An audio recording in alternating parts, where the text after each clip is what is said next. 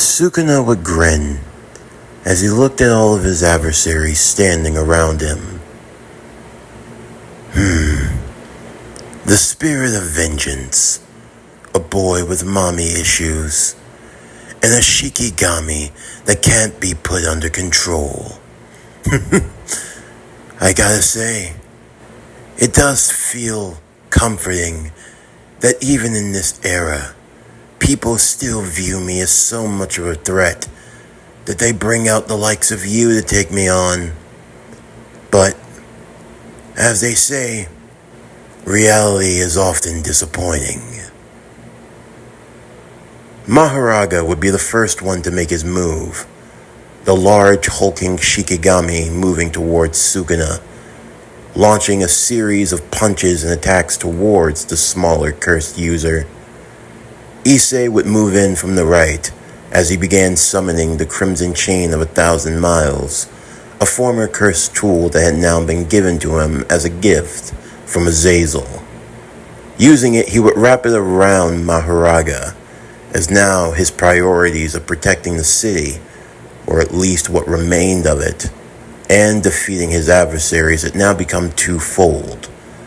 Whatever this being Maharaga was, it wasn't like anything that Issei had ever experienced, and that said a lot, being someone who had fought against the likes of the Dark Ones, fighting against Blackheart, and now having recently come from his battle against Ares.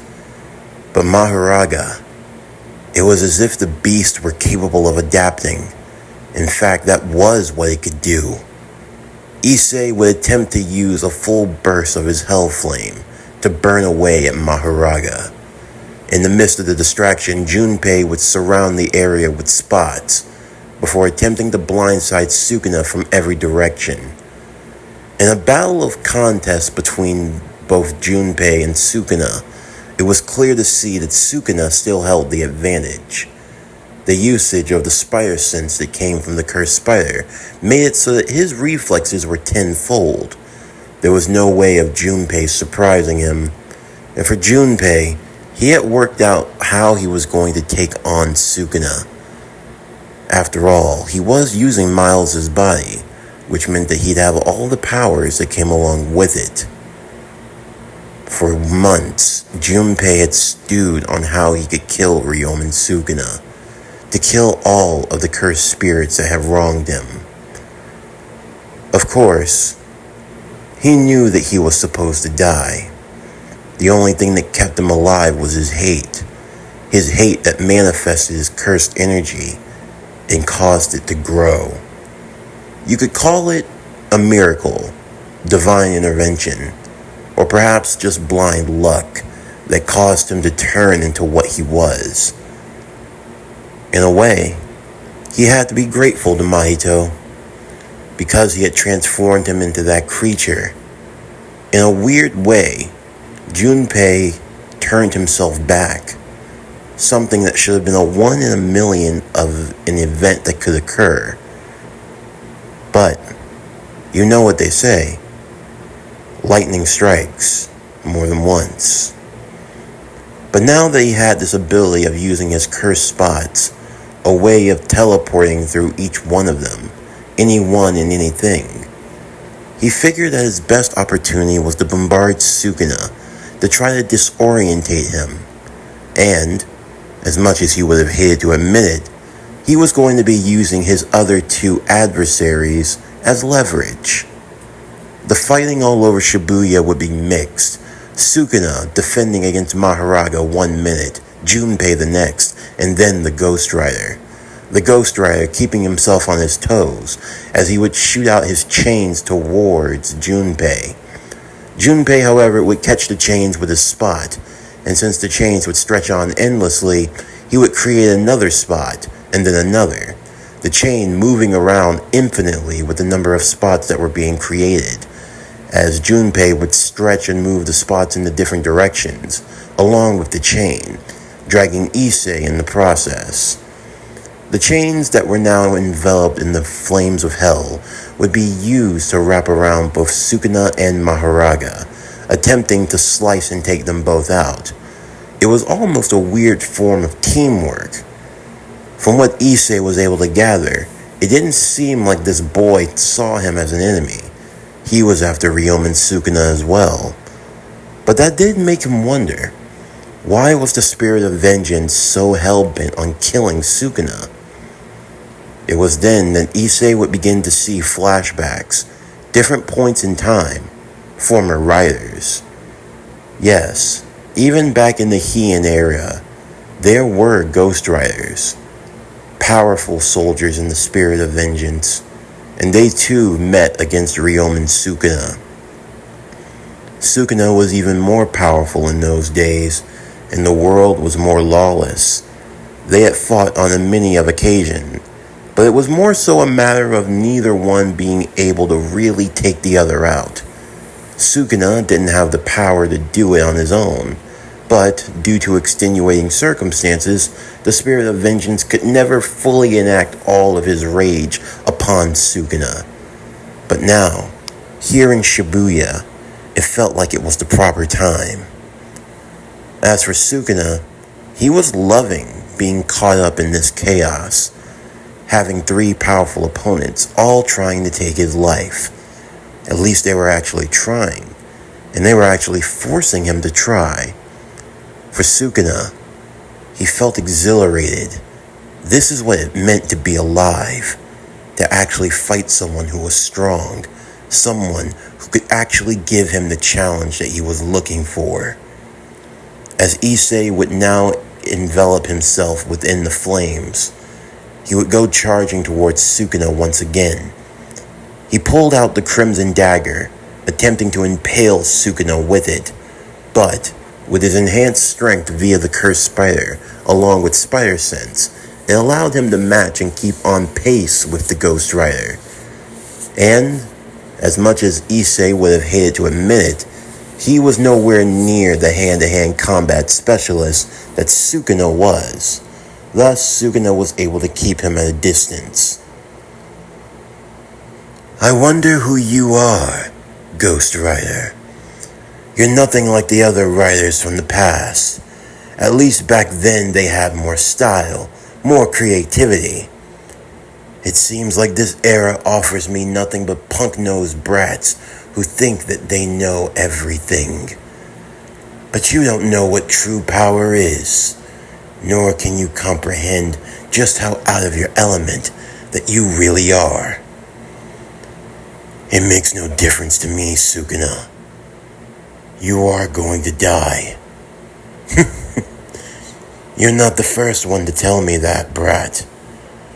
Everyone, they always say, I'm going to kill Sukuna. Today's the day that Sukuna will pay for his crimes. They're empty threats. Every one of them. Because not once have their words ever come to pass. If you want to kill me, then stop talking about it and actually do it. Don't mind if I do, Junpei said.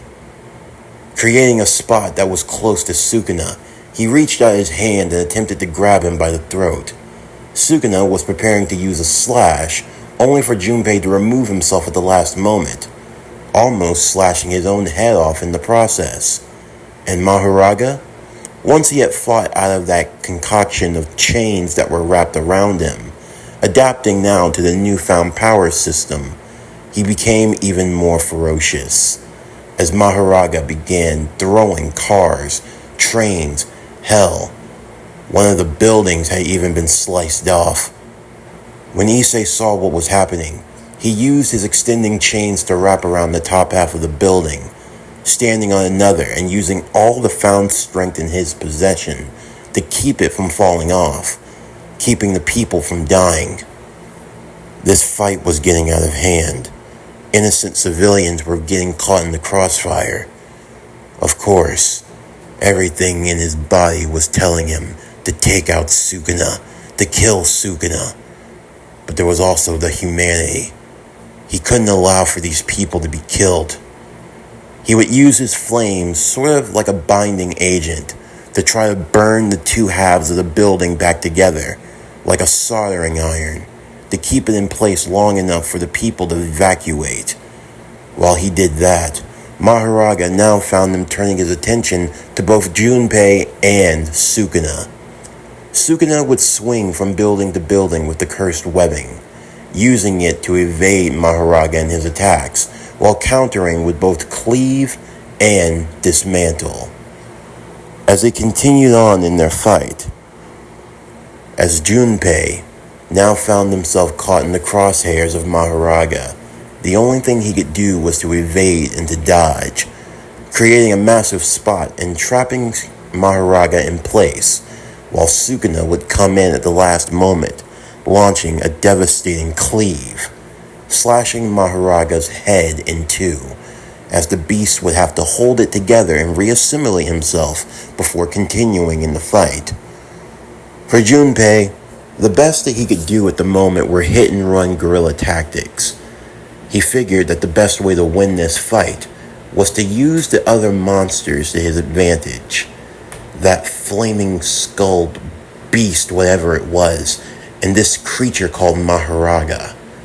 The best way to beat Sukuna was to have them do the dirty work, while he would go in for the opportune strike. Sukuna could tell that this was his plan, and it didn't really faze him that much. In the end, everyone had to fight to their strengths and their weaknesses, so if this is what he felt would give him the best shot, then by all means. But Sukuna was going to have some fun with this, toying around with Maharaga and with Junpei. By the time Issei got back into the fray, Sukuna caught him with a right hook to the face before slamming him into the top of another building. With the people inside, Issei would follow him, only for him to launch a slash towards a group of innocent civilians. Issei would block the slash but would be cut in the back in the process, as Sukuna would move behind him.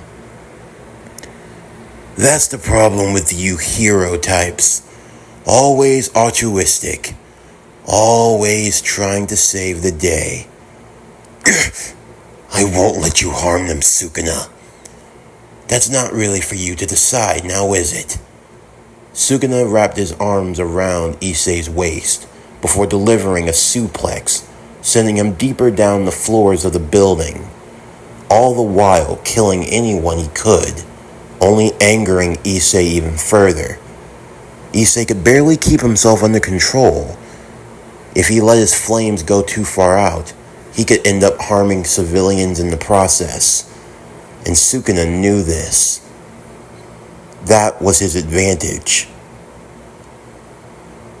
You know, that was always your problem, even back then. I know you've got the power.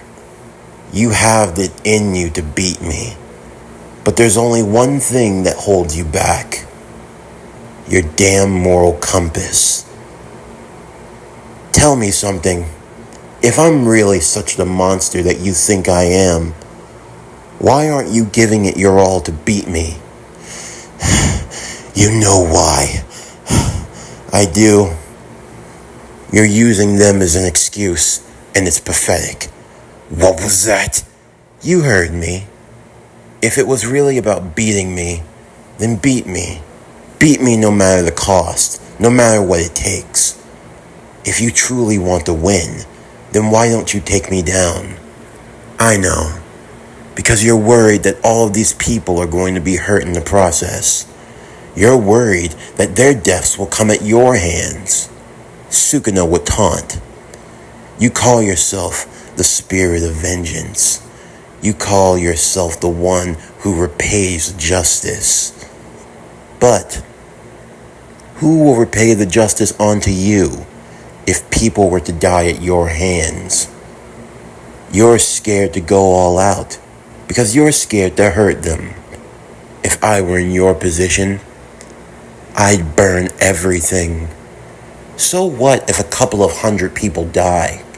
As long as you get to your target, right? That's all that matters. You're a selfish bastard, Sukuna, Junpei said, as he came from behind looking to attack, only for Sukuna to strike at him once again. He was about to use a dismantle to cut his arm off, but Junpei caught it with one of his spots. Oh, please. Like I'm gonna take a lecture from a boy who didn't know a first thing about Jujutsu only a few months ago. Before you got that power, you were happy and content being everyone's punching bag. Tell me, do those cigarette spots still burn? Aw, did I get him upset? What are you gonna do? Cry to your mommy? Oh, that's right, you can't. Because she's dead. And why is that? Because you cursed spirit. Don't blame the cursed spirits. You welcomed one into your home. Did no one ever teach you about stranger danger? I would say your mom, but seeing as how she's dead, she can't really teach you anything. Seriously, the both of you. If this is the best that you can do, then honestly, I'm disappointed. And then there's this big motherfucker. Maharaga would then appear using a double-handed slam onto Sukuna, who dodged at the last moment before launching a series of cleaves towards him, slashing him all over and cutting off his arm and knocking him back. All three would then begin to jump Sukuna at once, and would inadvertently end up fighting each other in the process. Maharaga was adapting to both Junpei and Issei. Issei attempting to burn away at both Sukuna and Maharaga. Junpei was also trying to stay in the mix, trying to dissuade everyone's attacks towards Sukuna and protect himself. And Sukuna, he was just loving every minute of this. But they still weren't giving him what he was looking for. And that's when he figured, I don't have much time till this brat wakes up. So, it's best that I go out with a bang. Sukuna would evade everyone before going as high up into the air as he could. As he clasped his fingers together, he looked down at all of his adversaries, and he looked down upon all of Shibuya with a smile. I would love to keep playing with all of you, but unfortunately, it seems like my time has come to an end. But I will leave you with a parting gift, a reminder. A reminder, Junpei said. What the hell is he planning? Issei thought. Maharaga would continue to climb and reach towards Sukuna, as Sukuna grinned. I warned you. When you come at the king, you best not miss. And safe to say, none of you have learned this lesson. So now it's time for you to face the consequences. This is what happens when the king strikes back. Take no prisoners. Domain expansion. Malevolent shrine. In over a 200-mile radius across Shibuya, Sukuna would unleash a devastating torrent of both cleaves and dismantles. The cleave, the slash that cut through anything with cursed energy, and dismantle, the slash to cut through anything without cursed energy. A technique that was amplified as long as Sukuna could give people a chance to escape. He did. Whether or not they were fast enough to get there, that was on them. But amplified to its highest degree. Buildings, everything in the surrounding area would be cut through. The people in the streets. Cloak would be teleporting people away as quickly as he could. He had got half of a crowd out of the area before he had to take himself out. He watched as the people were dismembered. For Dagger, she had arrived onto the battlefield where the Wendigo was fighting against both Hulk and the Wolverine. She was attempting to use her daggers to strike down at the curse, but everyone would move out of the way when the cleave and dismantles came coming. The Wendigo, caught in the crossfire and eviscerated in the process. Everyone was taking cover. Issei would try to protect as many people as he could, taking the brunt of the attack. The only thing he could do was shield as many as possible. Junpei would use his spots to escape, and Mahoraga, he would be cut apart, destroyed before he could adapt to the technique. In one surefire hit, they were gone, just as Sukuna predicted, because in the end, they were too weak to go all out. Nothing was left but darkness. As Sukuna landed, he took time to admire his work. Damn brat, waking up sooner than I anticipated. But, no matter. It's about time. I want you to savor this feeling, Miles. Remember it forever. And think carefully the next time you ask me to do anything for you.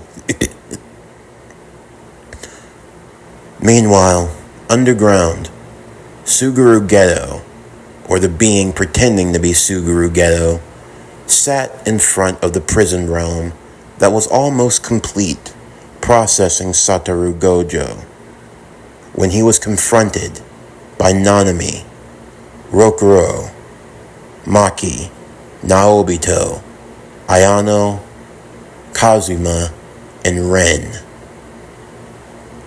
Well, you finally found me. Congratulations. You even managed to defeat Dagon. Though I have to say, I never thought that I would see the Kanagi family of all people working with the Zenin clan. Hell must have finally froze over. And I take it you're the one that did the freezing? You really got a smart mouth on you, don't you, you damn bastard, Kazuma would say. And just who are you? You're not the real Suguru Geto, Nanami said. Well, I guess there's no point in hiding it. Geto would lift up his skull, revealing a brain with a mouth. Greetings, everyone. You can call me Kenjaku. Kenjaku? What do you want? What do I want? What I want is just to test an experiment. For so long, we've allowed for humans to roam in this world completely unchecked, when there's so much more that we could achieve. I don't know what you're planning, Rock said, but it ends here. You're going to give us the prison realm, and then you're going to die. Is that so? You know, if you had said that to me a couple years ago, I would have believed you. But what are you doing these days, Rock? You ran away from your responsibilities, from all the people that needed you. And now you decide to come back and try to play the hero. That's quite admirable. But, honestly, if you're all the only ones that are going to be here, then safe to say I have nothing to worry about. That's enough talk, Naobito said. Let's just kill this bastard and be done with it. Oh, you could. It's not really gonna work out the way you think, but you're free to try. The riffraff of the Zenin clan, the perpetuant teenage girl wielding in Raiha, a loser in the Kanagi family who had to turn to using ice magic because he couldn't use flames, and a couple of washed-up salarymen. Yeah, safe to say I'm not too worried about you at all. Now, you can all attack me, and Geto looked towards Maki, who was wielding the inverted spear of heaven. Now, where did you find that? I gotta say, Things just keep getting more and more interesting.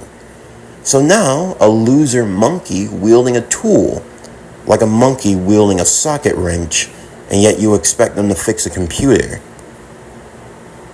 I'm really getting tired of you calling me a monkey, Maki said. Well, if the shoe fits. But, like I was saying, you're all free to come at me if you want, but I do have one question. What are you going to do about that? Suguru was pointing to the massive hole from the underground that led to the top side. All the way up in the sky, a hole was starting to open. And through that hole, there was an eye. From Nobara's location, she, Nita, and Revi had been waiting. They had to take low when all the slashing and the cutting happened, but by the time they made it outside, they were greeted. And for Revi, she couldn't believe who she saw. No way. What the hell? Frankie? Revi? You know him? Nobara said. Yeah. Why the hell is my little brother here? Why is my sister here? Frank Jr. thought. The brother and sister, who hadn't seen each other in a long time, this was an awkward reunion. But the reunion would be short-lived, as Nobara noticed someone flying up above. It was her master. Dr. Jericho! What? Dr. Jericho? Nita said. Principal Yaga and Shoko were off in the distance. Just outside of Shibuya, they had been monitoring the situation, and they too noticed Dr. Jericho up in the sky. And the hole that was forming. The hole that got bigger and bigger and bigger. Everyone could see what was happening from all across Shibuya. As the hole grew even massive, and from outside of it, green tentacles would start to emerge, ripping the hole in two. You see, Geto said, I've been anticipating this moment for a long time, and I had to be ready with any contingencies just in case. Of course, I expected all of you to die a whole lot sooner, but give yourselves a pat on the back. You made it this far. However, if you want to get to me, you're going to have to deal with that. Oh, and don't worry. Suguru snapped his fingers. The veil's been lifted. You're all free to go. And you're free to welcome in my friend. Special grade curse. Shumagorath. Everyone would move to the top side as the large, one-eyed, multi-tentacled curse was now descending upon what remained of Shibuya. Miles, now awakened, looking at all the chaos and destruction before him, with all of the memories of what Sukuna had done, as he looked up and saw the eye of Shumagorath. Oh my God. Sukuna. What the hell? What have you done? There's no way, Maki said. Nanami, what do we do? I don't know. How do we... Where did that thing come from? Shoko would ask Principal Yaga. This is bad. This is really bad. Everyone would brace for impact. As now, the final stages of the Shibuya incident had come underway. Geto couldn't help but laugh as the prison realm was nearly complete. Are you watching, Satoru? Watch as your allies are crushed and destroyed. The people that you put faith in. In the end, no matter how much you train up a monkey, no matter how you dress it, no matter what you call it, in the end of the day, a monkey is still a monkey. Farewell, Jujutsu sorceress, and good luck. You're going to need it.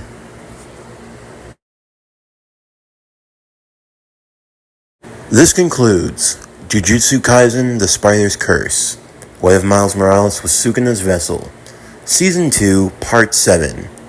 As always, if you enjoyed today's video and everything else that we have to offer, then please don't forget to like, comment, subscribe, share, and hit that bell for post notifications so you can stay up to date on everything that is PowerCore Productions and Podcastings that is to come out now and in the future. Stay tuned tomorrow as we continue with Jujutsu Kaisen: The Spider's Curse, Way of Miles Morales with Sukuna's Vessel, Season 2, Part 8. But anyway, that's going to do it for the end of today's video. I'm Javon Harrington with PowerCore Productions and Podcastings, signing off, and I'll see you next time.